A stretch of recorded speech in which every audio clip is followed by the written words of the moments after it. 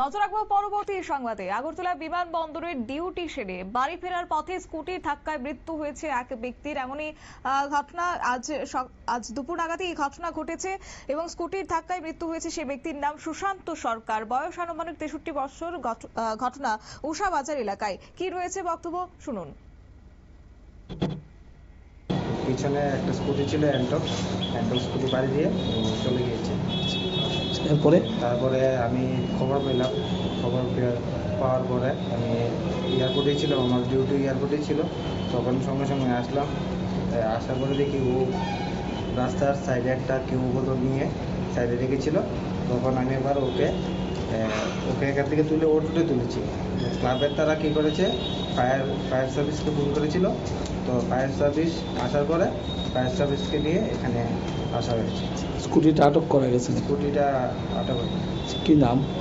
আমার নাম চিরঞ্জিত। যে অ্যাক্সিডেন্ট হয়েছে সুশান্ত সরকার। বয়স কত? 60। বাড়ি নারায়ণপুর। তাহলে কি করে? জব করে। তুই মারা গেছে কোন সময়? মারা গেছে কালকে প্রায় 4টার মধ্যে হয়ে গেছে। তাহলে কি একই আসলো? হ্যাঁ, একই আসলো। এমনি একাই আসলো, আমরা তো সবাই বাড়ির ছিলেন। এক্স্যাক্টলি অ্যাক্সিডেন্টটা হয়েছে কোন জায়গাতে?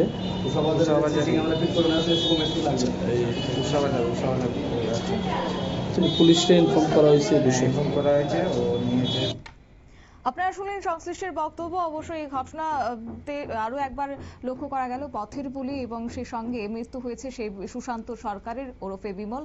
এবং আজ দুপুর নাগাদে এই ঘটনা সংঘটিত হয়েছে উষা বাজার এলাকায় এবং তারপরে প্রত্যক্ষদর্শীরা দেখতে পেয়ে খবর দেয় দমকল বাহিনীর কর্মীকে এবং দমকল বাহিনীর কর্মীরা তাকে চিবি হাসপাতালে নিয়ে আসলে সেখানে কর্তব্যরত চিকিৎসক তাকে মৃত বলে ঘোষণা করেছে। সংবাদ আপাতত এই পর্যন্তই। পরবর্তী আপডেটের জন্য চোখ রাখুন শুধুমাত্র নিউজ ভ্যানগার্ডের পর্দায়। নমস্কার।